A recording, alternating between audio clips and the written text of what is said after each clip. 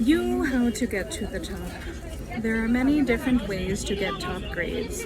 For one, you could literally sit at the head of the class in the front of the classroom. This actually works for many reasons. You're forced to pay more attention to the professor, you'll always have an unobstructed view, and there is no one to hide behind during class discussion. But sitting in the front row will not guarantee you top grades. There's no way to avoid the work and responsibility that comes along with being a top student these days. Hard work is the only way to get ahead. Lucky for me, my high school prepared me well. I was ready to buckle down as a college student after facing the challenges of high school and going through the college application process. But it was not just my high school preparation that put me at the top. I also had a strategy to be successful from the start. Want to get to the head of the class? Read on to find out how. The strategy: when you're going for top honors, let's be honest, it's competitive. Would you head into a sporting competition without a success strategy? This is why I highly recommend devoting some time to developing a plan for your study and achievement. With a little effort, this strategy will help you at a minimum keep up with the competition. At its best, you'll be at the top. The good, the bad, and the ugly. After you've ended all your course the first year of the week of the semester, by the way, this advice applies to all semester going forward. Going to class is the best way to make sure you pass. Take a couple of hours over the weekend to devise your strategy for the semester. Try to determine which courses seem like they'll be fairly easy for you or won't require too much work, and which ones could end up being a nightmare. Some things to look out for in separating the tough from the easy course: the existence or frequency of quiz, number of required papers, midterm, term paper, and yes, the final.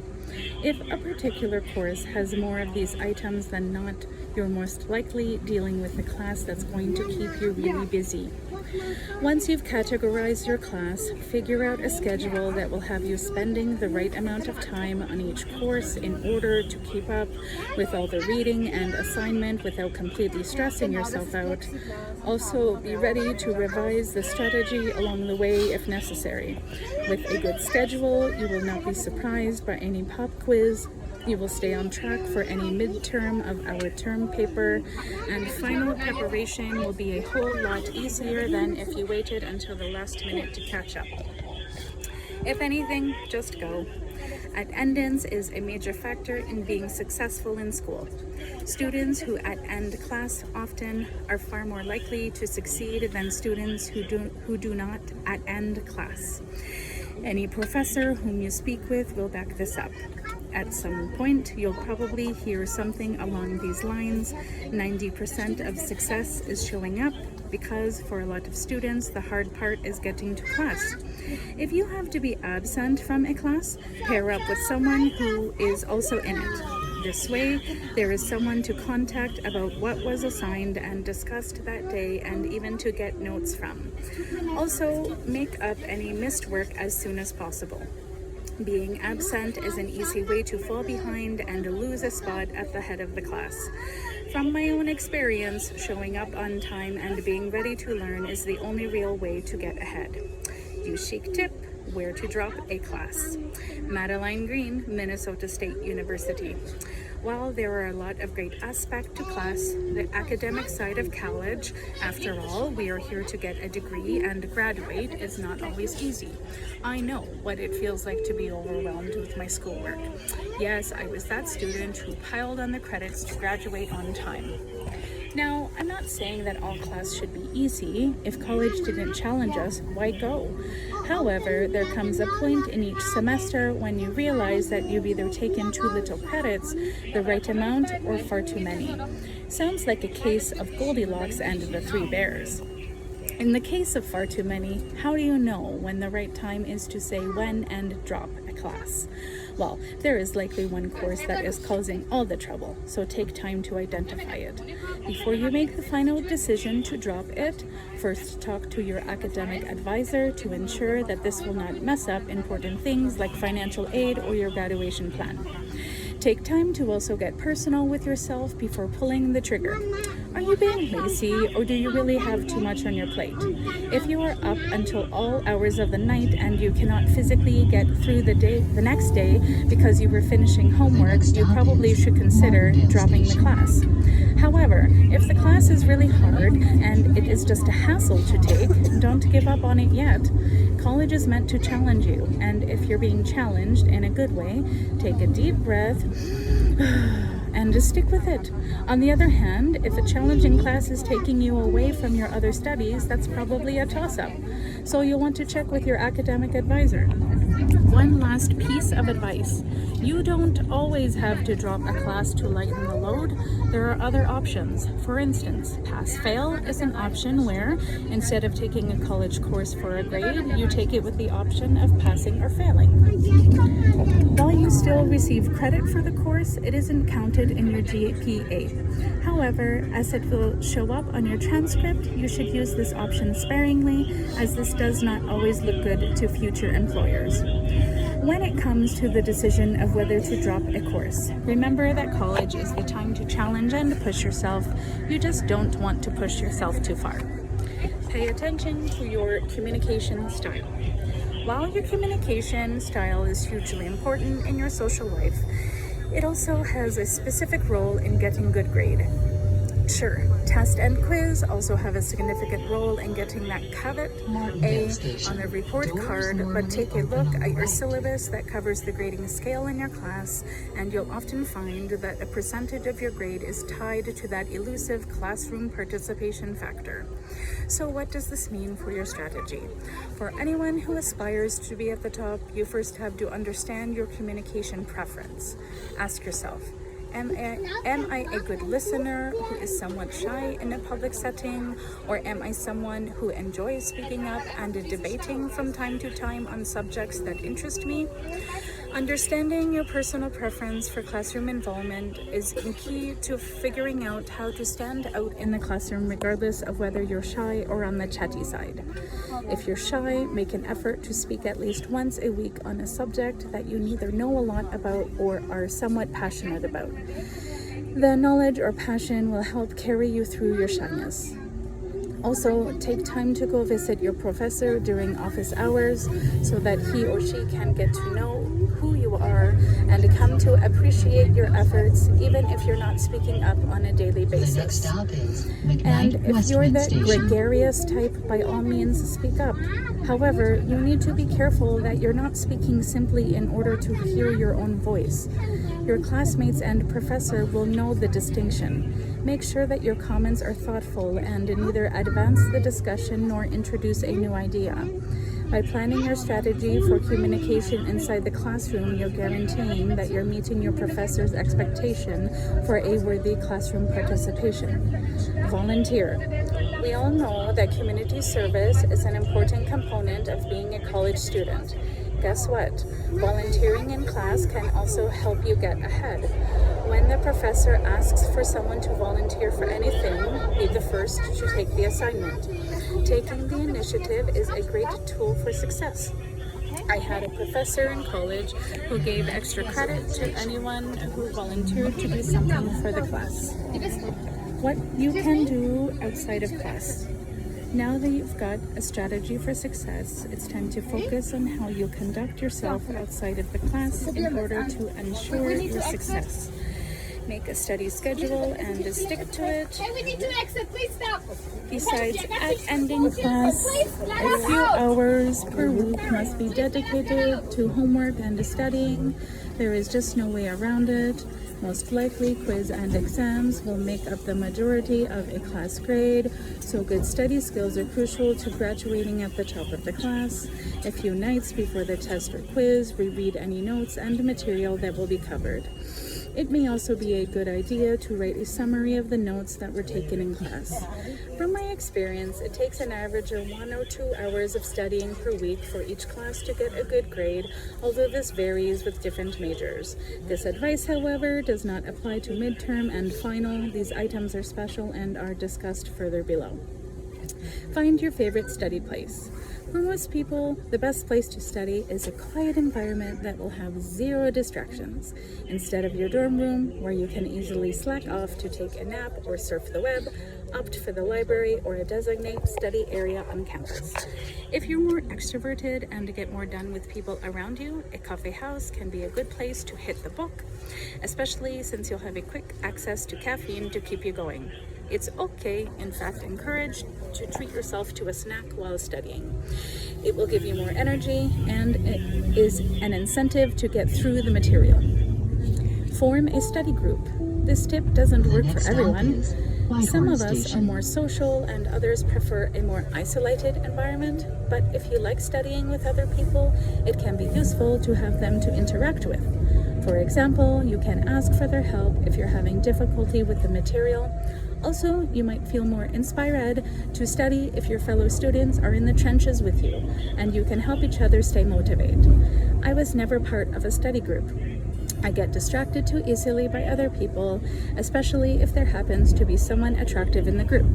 I find that the more people involved, the more likely studying will turn into socializing. However, if you can find a group of people who share your dedication to staying on task, it can be a great experience. Treat yourself right. Good preparation for class involves allowing yourself a good night's sleep, getting regular exercise, and making an effort to eat healthy. These activities are proven to help classroom performance. Exercise is also of great importance. There are tons of scientific studies showing how good exercise is for your brain. I suggest reading some of them if you ever need some motivation to go to the gym. While weightlifting and walking are good, it is generally thought that vigorous cardiovascular exercise, 30 minutes or more of running or biking, for example, is the best workout for your mind. Success can be dependent on what you eat. And finally, a couple key points on eating healthy. Breakfast is the most important meal of the day. It sets your mood and energy level every morning for the whole day. Stay away from the sugary coffee drinks. If you need them, at least save them for an afternoon break. Try not to become a caffeine addict. Save it for when you need it. If you are a Starbucks fiend, consider that a regular tall coffee, 12 ounce, has almost 6 times as much caffeine as a 12-ounce Diet Coke. If you love your caffeine, at least have it in moderation. Did you know? A 12-ounce coffee from your favorite nearby coffee shop could have nearly as much caffeine as a 6-pack of 12-ounce Diet Coke. Start the day with anything that has a decent amount of protein in it, because protein decreases your hunger better than carbs and provides a steady energy source all morning. Eggs, nuts, health bars, and many other foods are perfect for this. Just find what you like and make sure it has some protein. Fat also provides a steady energy source and it decreases your appetite more than carbs do. Just don't overdo the trans fats and the saturated fats that are in donuts, creams, and the like. Also remember that with too many carbs, you will get an energy high and crash a couple hours later, which is no good for learning. If you still need your bread or bagel, try to make it wheat or whole grain, which will help keep your energy level more even over a longer period of time. After hours. No, I am not talking about partying here, but of course you should have fun too. A student does not need to be failing to want to improve a grade. Extra help is available for anyone who simply wants to do better. There are usually tutors or study sessions on campus. This could add an hour or two on top of what you're already doing outside of class, but it will be well spent. Also, make an effort to get to know your professor. They like to see that their students are interested in their class. Make time to talk to professor about their material. Discuss anything of interest and ask them any question about the subject. If your effort was sincere, they will most likely take this into consideration when it comes time to give you a final grade. Stay organized. Every semester you receive so many handouts and take so many notes for each class that it can be hard to keep track of all of them. Many of my teachers recommend a 3-ring binder that is categorized by date and subject.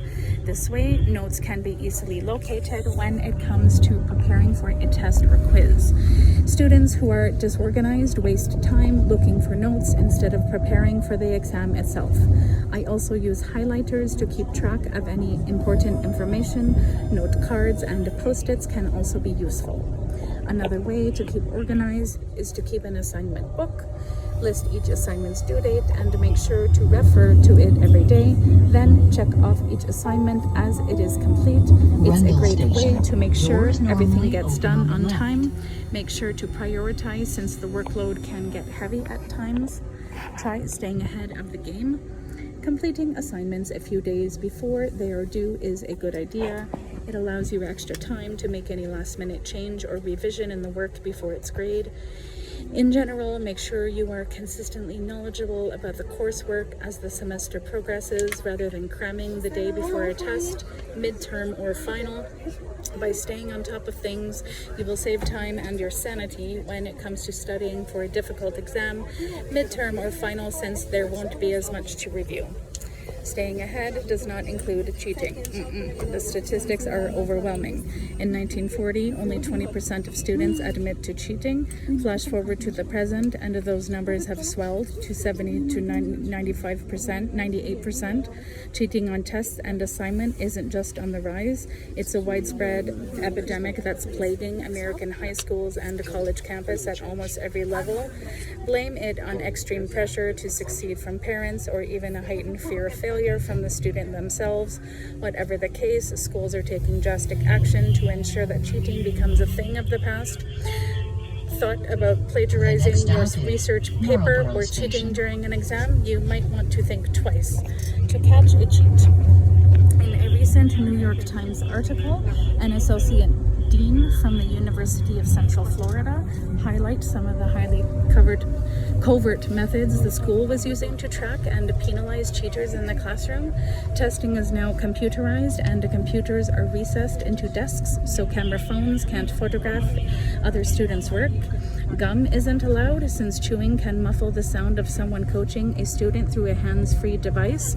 And while scratch paper is provided, it must be dated and handed on the professor at the end of the test or exam. If a student is suspected of cheating, a professor can tag his or her work on the computer, burn it to a CD as evidence, and then direct an outside security team to videotape the student while taking the test so they can later analyze the result to determine if the student was in fact cheating. Obviously, this is an extreme measure, but certainly a growing trend among college and university is an effort to remind students they are watching and you will be caught if you attempt to scam your way to an A. Plagiarism on campus. Cruise your local Craigslist on any given day and you're sure to encounter at least one or two ads offering to pay for writing services, quote unquote, on a term paper or school project. Not discreet enough for you? Just Google the phrase term paper help and to see how many links come up for companies that provide term papers and essays in exchange for money. That's not including all the additional links for essay help, custom term papers, and research paper help. Sadly, the line between stealing and creating original work has become somewhat blurred.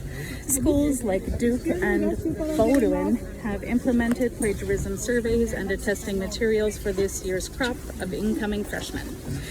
Meanwhile, other schools are taking an extremely hard-line approach and are using plagiarism software like that provided by Turnitin.com. The software measure word, algorithm, and phrase to determine if content was lifted from common research sites like Wikipedia or other published piece found online. To date, 9,500 college and high school around the country are now employing Turnitin, and those numbers continue to grow as students try new and complicated ways to beat Turnitin's system. The irony here is obvious for all the time and initiative students take to try to find crack in Turnitin software. They could just as easily be channeling their energy into researching, studying, and creating their own unique original work. The bottom line, cheating is becoming harder to do, so you might want to try another approach, like actually doing the work. After all, the only person you're really cheating is yourself. Dissolve the know. Register for course ASAP. Another thing to do ahead of time is register for class as soon as possible. Be sure to pick up a catalog as soon as you can, even before you get to school, and browse through the class to see which seem the most interesting. You will find that the good course, those that are either easy or have fantastic professor, fill up quickly, as do the course that everyone in your major needed to graduate. Even if it means waking up early to get in line and register for those classes, it's completely worth losing a few extra hours of sleep. It's a lot easier to get ahead when classes are genuinely interesting and enjoyable. Also, take note of any professors who were recommended by your friend. People who have taken the class before definitely have the inside scoop. To see what students on your campus are saying about a particular course or professor at your school, visit a website like ratemyprofessor.com. The site collects rating from hundreds of students at your school and provide you instant access to this data. And don't forget that you can also rate your previous professor and course while you're there. Actually do the reading. Reading is another way to get ahead and be more knowledgeable about a subject. By actually reading your textbook and other material, you gain a deeper understanding of the subject. Many students do not want to dedicate the time to read or even purchase their college textbook, but it's foolish to try to rely solely on a professor's note and a lecture. Reading book is the only way to be fully prepared for class, since the professor assigned those books for specific reasons, and it is impossible for the professor to discuss everything that will be covered on the test or quiz. Therefore, it is your responsibility to read everything you are assigned when it's assigned and be ready to discuss it or take a quiz on it. Did you know? If your parents tell you they studied more than you do, they could be right. According to the Boston Globe, researchers from California have found that today's average college student studies only 14 hours a week compared to 1961 when students studied 24 hours a week. The article states many different theories for the decline, including a breakdown of the professor-student relationship. Midterm and final. Midterm and final can seem overwhelming, especially since they usually cover a lot of information. Don't try to study the material for each course all at once, or else it will be too much to remember and possibly overwhelm you. Start early and study a little bit at a time. Take it chapter by chapter and slowly begin to become familiar with the information. Only at the very end will everything be integrated. Also, one strategy that worked for me was to focus on one test at a time. If I had 2 tests in 1 week, I would study nothing else except the material for these courses. This kept my stress level down to a minimum, and I was able to go into each exam feeling very confidently prepared. Finally, reputation matter. Work on building a reputation for being one of the most dedicated and responsible student in your class. Your professor will greatly appreciate it, and this can also serve as a deciding factor when it comes to grades. Chic tip: many students hand things in late or ask for an extension. If you want to get ahead, don't do this. If you really are spending too much time on an assignment, it is time to ask for help. Work hard to stay on top, but if for some reason your efforts aren't paying off, talk with your professor to make sure that you understand the material. This will prevent you from falling behind and possibly even failing a course. No one said that it's easy to be on top. As you'll find, it can take a lot of time to get ahead. But if you follow some of the advice above, this is definitely an achievable goal. Graduating with high honors and an impressive grade point average is something you can be proud of after graduation, as well as something that will help you get ahead in the future. The hard work and the determination you will need are worth it. Insight provided by Jennifer Rubino, Keene University.